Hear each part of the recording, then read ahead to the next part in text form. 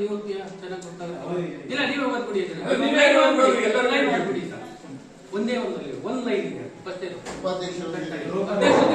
Public ಶಾಲೆಗಳಲ್ಲಿ ಶಾಲಾಭಿವೃದ್ಧಿ ಮತ್ತು ಮೇಲುಸ್ತುವಾರಿ ಸಮಿತಿ ರಚನೆಯ ರೂಪರೇಷು. ಅಧ್ಯಕ್ಷರು ಆಯಾ ವಿಧಾನಸಭಾ ಕ್ಷೇತ್ರದ ಶಾಸಕರು, ಉಪಾಧ್ಯಕ್ಷರು, ವಿಧಾನಸಭಾ ಸದಸ್ಯರಿಂದ ನಾಮನಿರ್ದೇಶಿಸಲ್ಪಟ್ಟ ಒಬ್ಬ ಪೋಷಕ ಪ್ರತಿನಿಧಿ.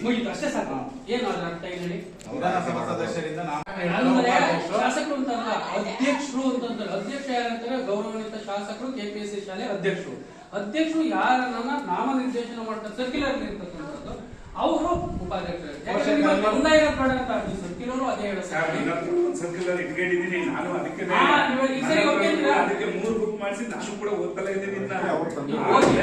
ಈಗ ನನ್ನ ಹತ್ರ ಸರ್ಕ್ಯುಲರ್ ಓದಿದ್ದೆ, ನಾನು ಕೊಡ್ತೀನಿ, ನೀವೇ ಓದಿ. ಅವರು ನೀವು ಓದಿದ್ರು, ನೀವು ಓದಿದ್ದಾರೆ, ನಾನು ಅದಕ್ಕೆ ಅಂಡರ್ಲೈನ್ ಮಾಡಿದ್ದೀನಿ. ಒಂದೇ ಲೈನಲ್ಲಿ ಇಲ್ಲಿ ಓದಿ. ಗೌರವಾಧ್ಯಕ್ಷರು, ಕೆಪಿಎಸ್ಸಿ ವ್ಯಾಪ್ತಿಯ ಸನ್ಮಾನ್ಯ ಶಾಸಕರು ಬರೀತಾರೆ. ಆಯ್ಕೆಯಾದ 15 ಜನ ಪೋಷಕ ಪ್ರತಿನಿಧಿಗಳಿಂದ ಬಹುಮತದಿಂದ ಒಬ್ಬರನ್ನು ವಿಧಿವತ್ತಾಗಿ ರಚಿಸಲ್ಪಟ್ಟ ಪಾಲಕರ ಪರಿಷತ್ತಿನ ಪ್ರಜಾಪ್ರಭುತ್ವ ಮಾದರಿ ಎಸ್ಡಿಎಂಸಿ ಅಧ್ಯಕ್ಷರು. ಅಧ್ಯಕ್ಷರು ನೆಕ್ಸ್ಟ್ ವರ್ಡ್ ಏನಿದೆ? ತಂದೆ ತಾಯಿ ಪೋಷಕರಿಂದ ಎಸ್ಡಿಎಂಸಿ ಸದಸ್ಯರಾಗಿ ಆಯ್ಕೆ ಆಗಿರುವ 16 ಜನ ಸದಸ್ಯರ ಪೈಕಿ ಒಬ್ಬ ಪ್ರತಿನಿಧಿ. 16 ಜನ ಸದಸ್ಯರ ಪೈಕಿ ಒಬ್ಬ ಪ್ರತಿನಿಧಿನ ಆಯ್ಕೆ ಮಾಡುವ ಅಧಿಕಾರ ಯಾರಿಗೆ ಕೊಟ್ಟೈತೆ? ಅಧ್ಯಕ್ಷರು ಕೊಟ್ಟಿದ್ದಾರೆ. ಯಾರಿಗೆ ಕೊಟ್ಟೈತೆ? ಪ್ರಶ್ನೆ ಅಲ್ಲ.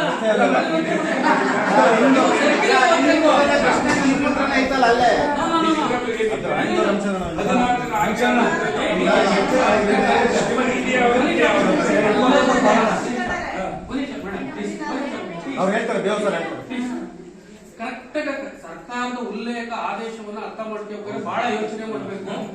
ಅಧ್ಯಕ್ಷರು ಇಲ್ಲಿ ಮುಂದೆ ಕೊಟ್ಟು ನೋಡಿ, ಆಯ್ಕೆಯಾದ 16 ಜನ ಪೋಷಕ ಪ್ರತಿನಿಧಿಗಳ ಬಹುಮತವಿರುವ ಒಬ್ಬರನ್ನು ವಿಧಿವತ್ತಾಗಿ ರಚಿಸಲ್ಪಟ್ಟಂತಹ ಪರಿಷತ್ತಿನ ಪ್ರಜಾಪ್ರಭುತ್ವ ಮಾದರಿಯಲ್ಲಿ ಅಧ್ಯಕ್ಷರು ಅಧ್ಯಕ್ಷ ಆಗೋಯೈತೆ.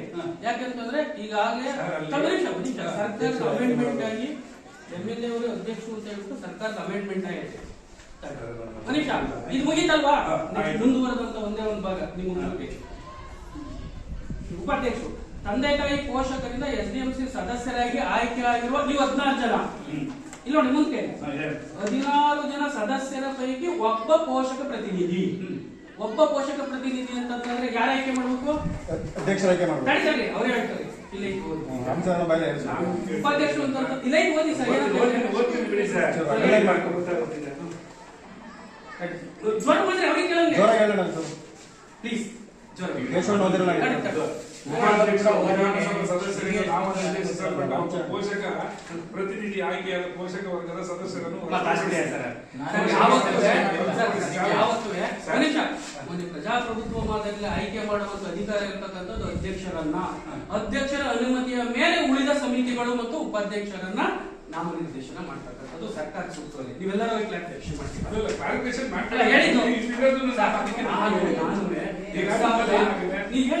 ಪೋಷಕರ 16 ಜನ ಒಬ್ಬ ಪ್ರತಿನಿಧಿಯನ್ನ ನಾಮನಿರ್ದೇಶನ ಮಾಡ್ತಕ್ಕಂಥದ್ದು ಸರ್ಕ್ಯುಲರ್ ಅಲ್ಲಿ ಓದಿದೆವು. ಇದು ಮಾಡೋದು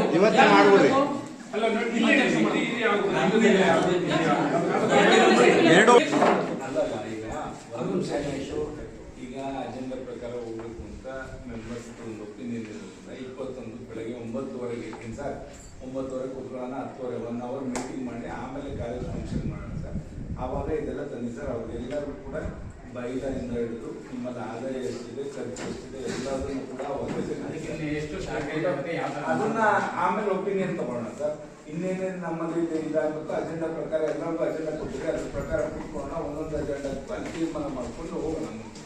ಈಗ ಸಾರ್ವಜನಿಕ ವಂತಿಕೆಯಿಂದ ಯಾವ್ದು ಮಾಡಬೇಕು, ಮತ್ತೆ ಇದು ಮಕ್ಕಳಿಂದ ಏನು ಕಲೆಕ್ಟ್ ಮಾಡಿ ಅದರಿಂದ ಯಾವ ತರ ನಾವು ಅಭಿವೃದ್ಧಿ ಹಾಕೋಬೇಕು ಎಲ್ಲದನ್ನು ಕೂಡ ಚರ್ಚೆ ಮಾಡೋಣ. ಯಾಕಂದ್ರೆ ಆಸಕ್ತಿ ಇದೆ.